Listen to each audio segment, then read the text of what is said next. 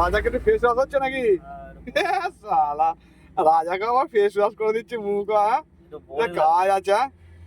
ও রাজা কপাল, এবার মালিক একটা পেয়েছে। হ্যাঁ অনুপদা, বোরিং লাগিয়ে দিচ্ছি। বলে তুমি লাগিয়ে দিচ্ছ নাকি?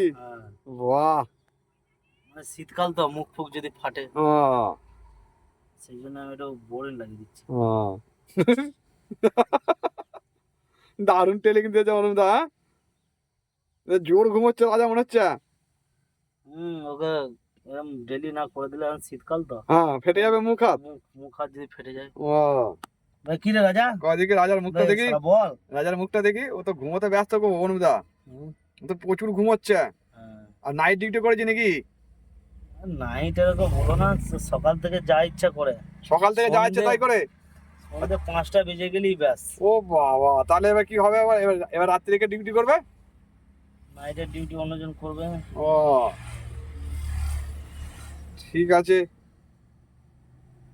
আচ্ছা কই রে, শালা মুখটা খোল।